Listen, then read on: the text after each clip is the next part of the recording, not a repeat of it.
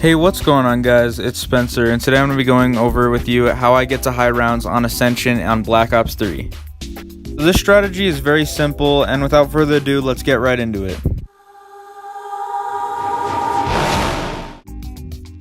Now, before I can give you guys all the recommended perks, I gotta give you one little tip.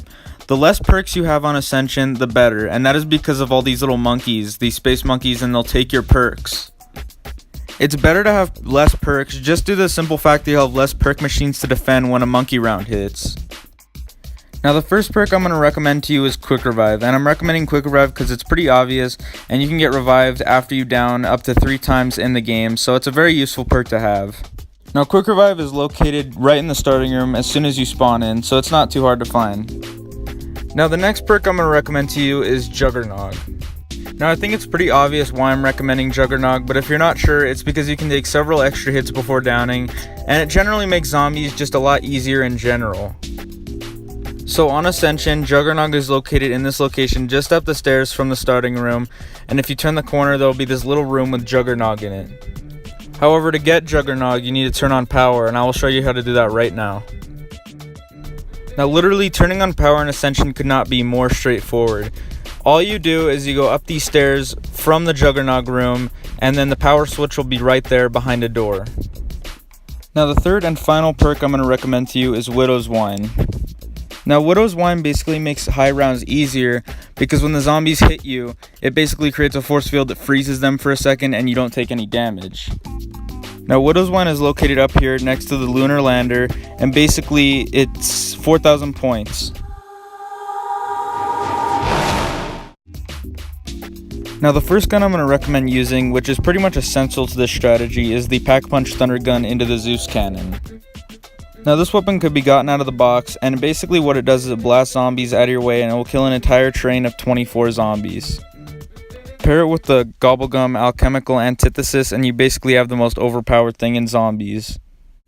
Now, the next weapon I'm going to recommend is the Pack-Punch RK5 with Deadwire on it. Essentially, Deadwire is a Pack-Punch variant that turns your weapon into a mini Wonderwaff that electrocutes zombies. Now, you might be wondering, how do I Pack-Punch a weapon?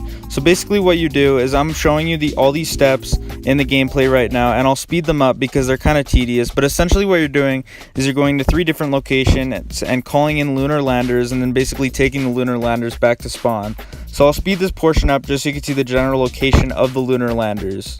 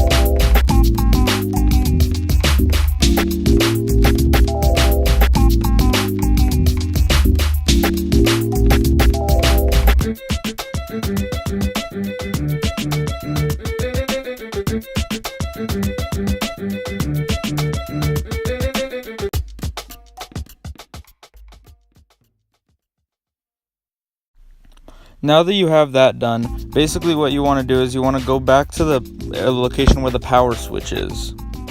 Now once you get back to this area, there will be a little button that'll say hold X to initiate takeoff or whatever, something like that. And basically what will happen is a rocket will take off and it will open Pack-a-Punch. Now that you have Pack-a-Punch open, to get to Pack-a-Punch, all you need to do is go down these stairs, basically like you're going to the lunar lander location. Take a right over here, and then there will basically be a little pack punch icon on the wall right there, and then you just keep going down this long hallway, and then eventually you'll get to the pack punch machine, and it is in this little room right here.